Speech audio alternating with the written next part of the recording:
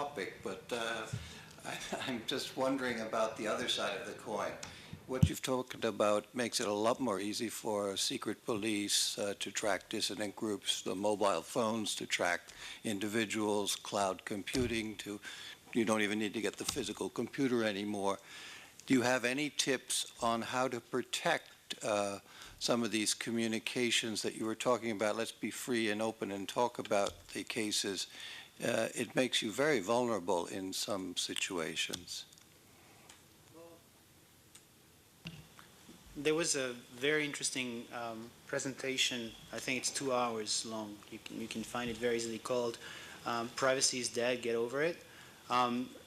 Unfortunately, it's getting more and more difficult.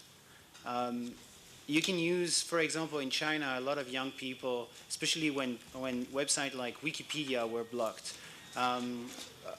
they're using VPN networks. They're using proxies that are in the US, so they're actually connecting to websites as if they were in the US as opposed to being in China. On the other hand, well, privacy in general is a completely different issue, and whatever you're publishing online can come and bite you in the ass very quickly, sooner or later, at least. On the other hand, as I said before, it's better that you control your information rather than giving it to someone else. People who want to censor you and to keep you silent, they will write things that will be detrimental to your cause. If you want to make sure that people hear it, I would say that the more vocal you are, the more difficult it is to actually silence you. On the other hand, yes, it does expose you, but I suppose that except for encrypted email, which is from one person to one person or one person to a group of people, but it's really like underground. As soon as you're trying to be broadcasting whatever, broadcast as in you're communicating with people that you don't necessarily know by name, there will be people who can track you down. The idea with the internet is that you can be anonymous, but you can't be anonymous where it really matters. Yes, please. Yeah. Use the mic. I can just briefly comment on the last part. Of course, you can control your content, and you can also, of course, use email programs like Hushmail, which is encrypted. Skype is also still encrypted. And there are several other tools. And of course, Mr. Google mentioned Gmail as well. When that is said, my point is actually a software called Twingly. I don't think you touched upon that, but it's something that is, at least I currently live in Norway, and it's quite useful for Norwegian NGOs to use this function called Twingly, because a lot of the media is now moving from newspapers towards web news. And there they have this function called Twingly where you can link your blog, which is really useful if you're an NGO or if you're just an activist. You can link your blogs to an article published on a news web page. And the only international media I know that has this is BBC, but they don't use it that often. But you can just Google Twingly and you'll find out more about it and see if there's a news media in your country that uses it. Because it's really, when it comes to getting your web page higher up on the search engines, it really helps to have it on those articles. That's at least our experience. Cool. Thank you very much. Yes. I talk about humanitarian mafia. I hope I was not misunderstood. I really mean humanitarian. I meant that mafia, in a positive term, is a group of people who are working for human rights. They are determined. They are together. They are fighting together against an enemy. Okay. How do I get hold of these people? How do I get? Is there something that I can advertise the green movement, my green movement, right? Well, what you need to do first is get an intern who can type really fast. As opposed to you. Get someone who is a volunteer who will want to have something good in their resume. 1 or 2 or 7 people. Any volunteers? And those people, you tell them to make your cause very vocal. And what I said about Google applies to whatever big group of influential anything. If you're doing good stuff and you're doing enough of it and it's good enough, So and they come to me, I don't go to them. people will find you. I see. Okay.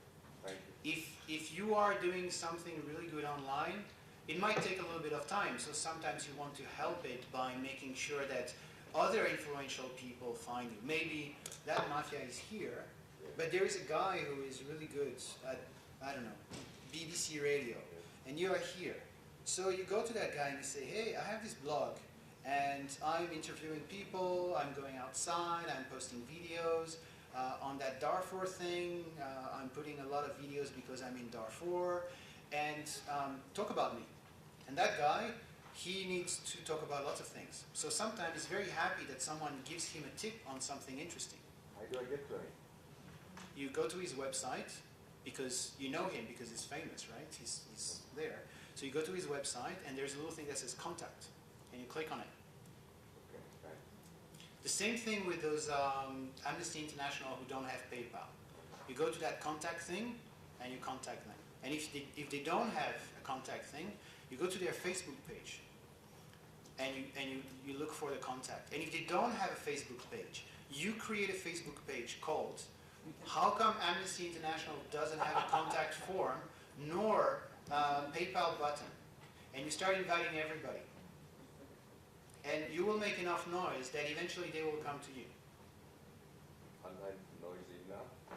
Well, that's noisy, but that's useful. That's my point. Thanks. You're welcome. Oh, since Google has been advertising, I suppose I can advertise too, no? Well, one thing I was thinking about this is that since it's going to be on that website and there will be the presentation, I might just open the comments underneath, and all of you can come and continue the conversation. So instead, actually forget the bottom part where I say contact me by email. Contact me through the website so that everybody can participate in that conversation and actually answer each other. And get someone to type, otherwise your question will be like, sorry? Is it discount you might give me?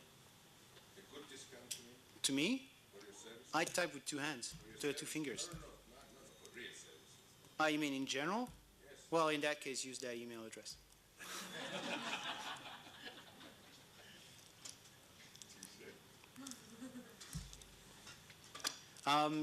One thing, you were talking about age. One thing, I was talking about someone from the United Nations Commissioner for Refugees. I don't know. Well, UNHCR. He's retired. So sometimes you want to have a trainee who is very young and who wants to have something good on their resume. Sometimes it's actually worth having people who are at home or working from home, or there is a very good, if you're in Geneva, there is a very good unemployment service where you can get people to go and come to work for you.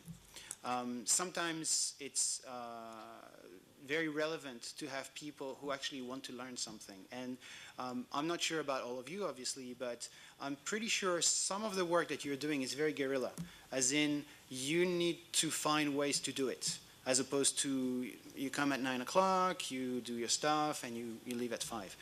Sometimes you need to be resourceful. Sometimes you need to think out of the box. So it is interesting to have someone who has a different perspective, and someone who has a lot of free time, and who types fast enough, sometimes who has time to spend a lot of time online. I was talking about Wikipedia earlier, but if you really want to start doing something useful and you start making noise, you need to make sure what people will say in reaction to that noise. For example, you're publishing things on Twitter, but you need to follow up if people are asking you questions back.